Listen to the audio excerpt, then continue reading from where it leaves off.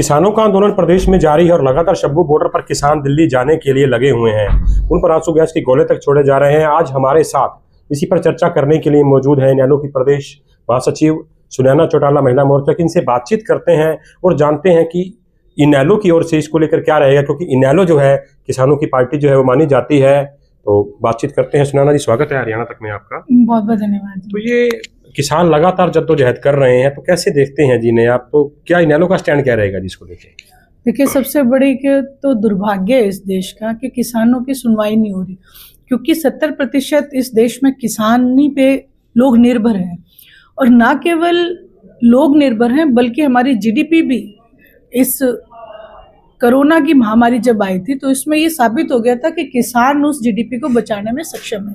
लेकिन आज उसके साथ दुर्व्यवहार होना ये एक बहुत बड़े दुर्भाग्य की बात है। वहीं एक चीज़ और है, वायदा खिलाफी। अगर भारतीय जनता पार्टी के लीडर्स ने किसानों से वायदा किया, जब किसान एजिटेशन था पहले, तो उन्होंने वायदा किया था कि हम एमएसपी पे गारंटी देंगे। जो तमाम वायदे थे उनसे आज वो मुकर रही है, तो आज फिर से किसान आंदोलनरत है। उस समय भी आदरणीय अभय सिंह जी चौटाला ने इंडियन नेशनल लोकदल की एकमात्र सीट होते हुए भी इस्तीफा दिया था।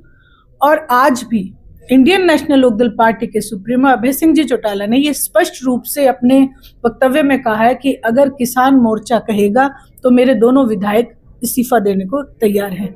बात ये नहीं है कि कौन तैयार है कौन नहीं है, बात ये है कि आज किसान के आंसू क्यों नहीं पोंछे जा रहे।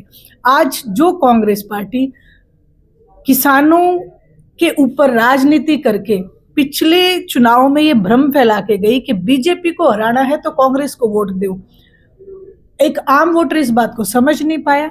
आम वोटर से तो मैं यही कहूंगी, हाथ जोड़ के प्रार्थना है कि आपका वोट है, अपना वोट आप किसी को भी दें तो दूसरा अपने आप हारेगा। अगर आप निर्दलीय को भी वोट देते तो भी हार जाता। लेकिन कांग्रेस के भ्रमजाल में फंस गए दोनों ही पार्टियां, भारतीय जनता पार्टी और कांग्रेस किसान विरोधी रही है। इनका रिकॉर्ड उठा के देखें। एकमात्र इंडियन नेशनल लोकदल पार्टी ऐसी है जिनके नेता आज भी आदरणीय चौधरी देवीलाल जी को किसान याद करते हैं, किसानों के सच्चे मसीहा रहे। तो इसीलिए मैं यही कहूंगी कि इंडियन नेशनल लोकदल पार्टी हमेशा किसानों के साथ थी, है और रहेगी। राज्यसभा सांसद हैं बीजेपी के, उनकी भी स्टेटमेंट आपने सुनी होगी कि युवतियां गायब हो गई थी, सीआईडी की रिपोर्ट थी, काफी अमर्यादित बयान दिया है। तो कैसे देखती हैं जिसे?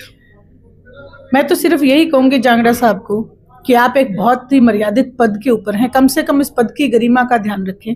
आपके घर में भी बहन बेटियां हैं, और जो हरियाणा प्रदेश की बहन बेटियां हैं वो किनकी है?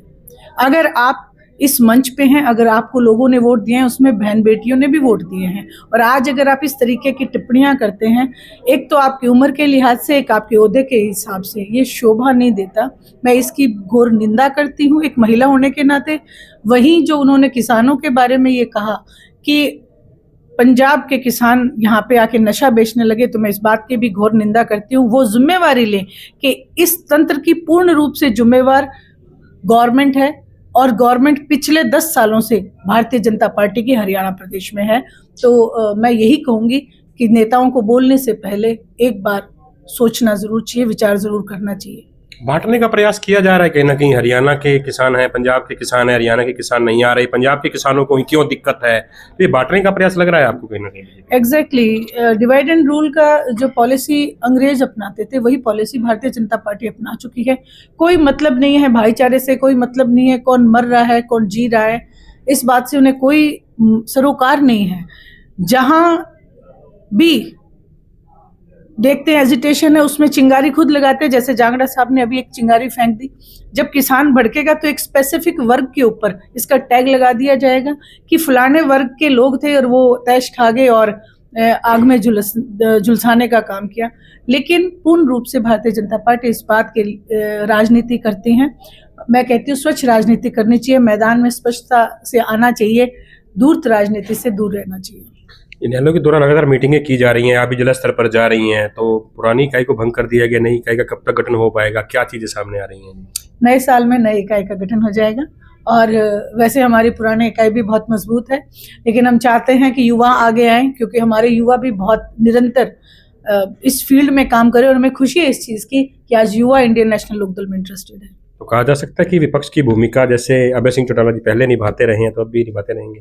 एग्जैक्टली बिल्कुल विपक्ष की नहीं, मैं ये कहूंगी कि आवाज उठाने की। हरियाणा प्रदेश के में किसी भी वर्ग में कहीं पे भी कोई अन्याय होगा तो इंडियन नेशनल लोकदल उसके लिए लड़ाई लड़ने के लिए तैयार है। हमारे साथ सुनैना चौटाला मौजूद थी। इन्होंने साफ तौर पर कहा है कि नेताओं को जो बयान है वो संभाल कर देना चाहिए और किसानों पर जो अमर्यादित टिप्पणी की गई है रामचंद्र जांगड़ा जो राज्यसभा सांसद है बीजेपी के, उनके द्वारा उसको लेकर भी उन्होंने तर्क तेवर अपनाए हैं। फतेहाबाद से हरियाणा तक के लिए जितेंद्र।